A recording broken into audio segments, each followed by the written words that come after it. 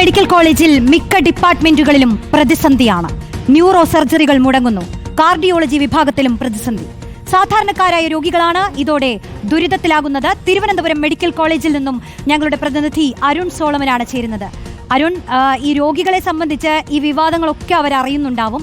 ഇപ്പോഴും ചികിത്സയിലുള്ള രോഗികളാണെങ്കിലും ഇന്നടക്കം ഡോക്ടർ ഹാരിസ് ചിറക്കൽ ആശുപത്രിയിൽ എത്തിയിട്ടുണ്ട്. അപ്പോൾ എന്തായിരിക്കും ഈ രോഗികളുടെ ഒരു അവസ്ഥ? അവരനുഭവിക്കുന്ന ബുദ്ധിമുട്ടുകളാണല്ലോ ഏറ്റവും വലുതായി നമ്മൾ ഇപ്പോഴും ചർച്ച ചെയ്തുകൊണ്ടിരിക്കുന്നത്. നമ്മൾ ഈ നമ്പർ 1 ആരോഗ്യ കേരളം എന്നൊക്കെ പറയുന്നത് ഈ മെഡിക്കൽ കോളേജുകളുടെ എല്ലാം പ്രവർത്തനത്തെ പിൻപറ്റിക്കൊണ്ടാണല്ലോ.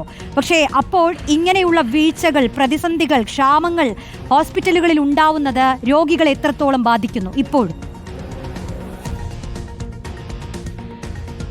റോഷ്നി, നിർധനരായിട്ടുള്ള സാധാരണക്കാരായ മനുഷ്യന്മാരെ ആശ്രയിക്കുന്ന തിരുവനന്തപുരത്തെ പ്രധാനപ്പെട്ട മെഡിക്കൽ കോളേജ് തന്നെയാണ് തിരുവനന്തപുരത്ത് തലസ്ഥാനത്ത് ഹൃദയഭാഗത്ത് സ്ഥിതി ചെയ്യുന്ന തിരുവനന്തപുരം മെഡിക്കൽ കോളേജ്. പക്ഷേ കഴിഞ്ഞ ഒരു വർഷമായിട്ട് ഈ യൂറോളജിയിൽ ഈ പ്രോ എന്ന് പറയുന്ന ഈ ഉപകരണം, അത് സംബന്ധിച്ചിട്ട് പല ഉപകരണങ്ങൾക്കും ഇത് സംബന്ധിച്ചിട്ടുള്ള പല ലഭ്യത കുറവ് ഉണ്ടായിട്ടുണ്ട് എന്നുള്ളതാണ് ഇന്ന് രാവിലെ ഡോക്ടർ ഹാരിസ് റിപ്പോർട്ടിനോട് പങ്കുവച്ചത്. ഇത് സംബന്ധിച്ച് പലപ്പോഴായിട്ട് പല ഉദ്യോഗസ്ഥരോടും ബന്ധപ്പെട്ട അധികൃതരോടും ആരോഗ്യവകുപ്പിൻ്റെ സെക്രട്ടറി, മന്ത്രിയുടെ സെക്രട്ടറിയോട് പറഞ്ഞിട്ട് പോലും നടപടി ഉണ്ടാകാത്ത ഒരു സാഹചര്യത്തിലാണ് അദ്ദേഹത്തിന് പരസ്യമായിട്ട് സമൂഹ മാധ്യമത്തിൽ വന്ന് പോസ്റ്റ് ഇടേണ്ടുന്ന ഒരു ഗതികേടിലേക്ക് സർക്കാർ ഒരു ഉദ്യോഗത്തിലിരിക്കുന്ന ഒരു ഡോക്ടറിന് വന്ന ഒരു അവസ്ഥ.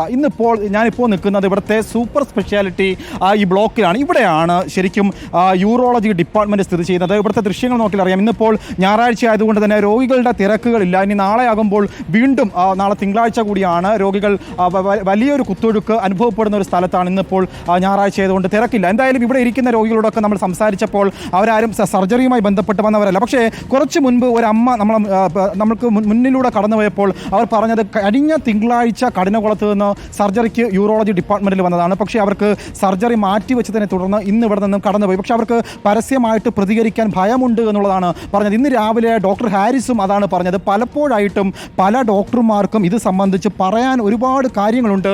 ഈ ആശുപത്രിയിൽ നടക്കുന്ന അനാസ്ഥ, പ്രത്യേകിച്ചും ശസ്ത്രക്രിയയുമായി ബന്ധപ്പെട്ട് പല ഉപകരണങ്ങളും കുറേ കാലങ്ങളായിട്ട് ക്ഷാമം അനുഭവപ്പെടുമ്പോഴും അത് സംബന്ധിച്ച് പല കാര്യങ്ങളും പറയാൻ ഭയമുള്ള ഒരിടത്താണ് ഒരു ഡോക്ടർ വളരെ എന്തും സംഭവിച്ചോട്ടെ, തനിക്കിനി തൻ്റെ ജോലി നഷ്ടപ്പെട്ടാലും വേണ്ടില്ല എന്ന് പറഞ്ഞുകൊണ്ട് തന്നെയാണ് അദ്ദേഹം മുന്നോട്ട് വന്നത്. എന്തായാലും ഡോക്ടർ ഹാരിസിന് കേരള സമൂഹം കൈയടിക്കും എന്നുള്ള കാര്യത്തിൽ ഒരു സംശയവും വേണ്ട. പക്ഷേ അതേസമയം ഇതിനോടകം തന്നെ കഴിഞ്ഞ ദിവസം DMA അദ്ദേഹത്തെ തള്ളിക്കൊണ്ട് മുന്നോട്ട് വന്നതും കണ്ടു. പക്ഷേ ഇന്ന് വീണ്ടും ഒരു ഫേസ്ബുക്ക് പോസ്റ്റ് പിൻവലിക്കേണ്ടുന്ന ഒരു അവസ്ഥയിലേക്ക് ഡോക്ടർ ഹാരിസ് ഇന്നലെ പോയി. കാരണം അദ്ദേഹത്തിൻ്റെ സഹോദരിയുടെ ഭർത്താവ് എന്ന് പറയുന്നത് CPMൻ്റെ തിരുവനന്തപുരം ജില്ലാ കമ്മിറ്റി അംഗം കൂടിയായിട്ടുള്ള കരമന ഹരിയാണ്. അദ്ദേഹവും അതുപോലെ തന്നെ മന്ത്രിയുടെ പേഴ്സണൽ സ്റ്റാഫും അടക്കമുള്ളവർ ബന്ധപ്പെട്ട് സമ്മർദ്ദം ചൊരിച്ചതിന് പിന്നാലെയാണ് അദ്ദേഹം സമൂഹ മാധ്യമത്തിൽ ആദ്യമിട്ട 2 പോസ്റ്റുകൾ, ആ 2 പോസ്റ്റുകളും പിൻവലിച്ചതിന് ശേഷം വീണ്ടും ഒരു പോസ്റ്റ് ഇടേണ്ടുന്ന ഒരു സാഹചര്യത്തിൽ വന്ന് ആ പോസ്റ്റ് അവസാനിക്കുന്നത് എൻ്റെ ജീവന് എന്തെങ്കിലും സംഭവിക്കുമെന്ന് പറഞ്ഞുകൊണ്ട് തന്നെയാണ് ആ പോസ്റ്റ് അവസാനിപ്പിച്ചിരിക്കുന്നത്. അതിനുശേഷമാണ് ഇന്ന് ഡോക്ടർ ഹാരിസ് വീണ്ടും മാധ്യമങ്ങളെ കാണുന്നു. അദ്ദേഹം ഇന്ന് മാധ്യമങ്ങളെ കാണുമ്പോൾ ആദ്യം പറഞ്ഞൊരു വാചകമുണ്ട്,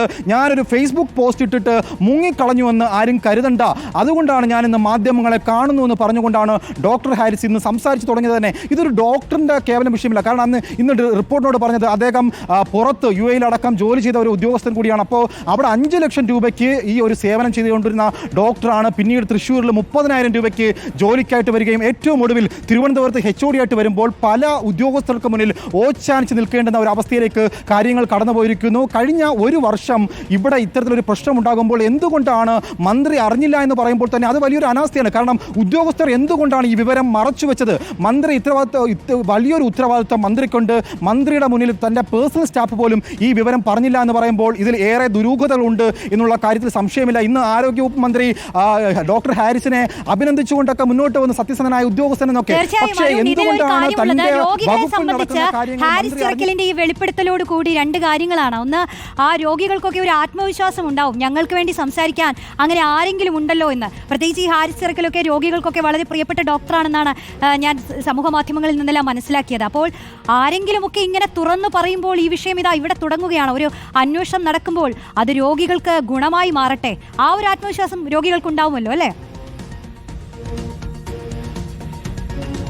റോഷ്നി, ഒരു സംശയം വേണ്ട. കാരണം ഇവിടെ നിന്നും കടന്നു പോകുന്ന ഓരോ രോഗികളും പുറത്ത് പ്രതികരിക്കാൻ ഭയമുണ്ടെങ്കിൽ തന്നെയും മാധ്യമങ്ങളുടെ മുന്നിൽ വരാൻ പല രോഗികൾക്കും ഭയമുണ്ട്. പക്ഷേ അപ്പോഴും ഡോക്ടർ ഹാരിസിനെ സംബന്ധിച്ച് ഒരു മോശം റെക്കോർഡുള്ള ഒരു ഡോക്ടറല്ല. എല്ലാ രോഗികളെയും ഒരുപോലെ നോക്കുന്ന, ഒരു ഏറ്റക്കുറച്ചിലൊന്നുമില്ലാതെ ആരിൽ നിന്നും ഇന്നുവരെയും കൈക്കൂലി വാങ്ങാത്ത ഒരു ഡോക്ടറാണെന്നുള്ളത് അദ്ദേഹം സ്വയം പറയുന്നതിനപ്പുറം പല രോഗികളും പങ്കുവച്ച ഒരു കാര്യം കൂടിയാണ്. അതുകൊണ്ട് തന്നെ ഈ ഒരു വിഷയം പുറം ലോകത്ത് എത്തിച്ചതിൽ വളരെയധികം അഭിനന്ദനം എന്തായാലും ഡോക്ടർ ഹാരിസ് എന്തായാലും അർഹിക്കുന്നുണ്ട്. മറ്റൊന്ന്, ഇന്ന് KGMC പറഞ്ഞ ഒരു പ്രധാനപ്പെട്ട ഒരു കാര്യം, ഈ ഹോസ്പിറ്റലിലെ കേരളത്തിലെ മെഡിക്കൽ കോളേജുകളിലെ എല്ലാ ഡിപ്പാർട്ട്മെന്റുകളിലും ഉപകരണക്ഷാമം ഉണ്ട് എന്നുള്ളതാണ്. നേരത്തെ ശ്രീചിത്രയിലൊക്കെ ഈ വിഷയം ഉണ്ടായപ്പോൾ തന്നെ അത് കേന്ദ്ര സർക്കാരുമായി ബന്ധപ്പെട്ട ഒരു വിഷയം കൂടിയായിരുന്നു. എന്നാൽ ഇപ്പോൾ സംസ്ഥാനത്തെ മെഡിക്കൽ കോളേജുകളിൽ ഇത്തരത്തിലൊരു വിഷയം ഉണ്ടാകുമ്പോൾ രോഗികൾ അനുഭവിക്കുന്ന മാനസിക സംഘർഷം അതിലുപരിയായിട്ട് ഈ ഒരു വിഷയം ഡോക്ടർ ഹാരിസ് വെളിപ്പെടുത്തുന്നത് തൻ്റെ മുന്നിൽ തൻ്റെ മകന് സാമ്യമായ ഒരു വിദ്യാർത്ഥി തൻ്റെ മുന്നിൽ സർജറിക്കായി വന്നിട്ട് തനിക്ക് നിരാശയായിട്ട് പറഞ്ഞയക്കേണ്ടുന്ന ഒരു സാഹചര്യം വന്നപ്പോഴാണ്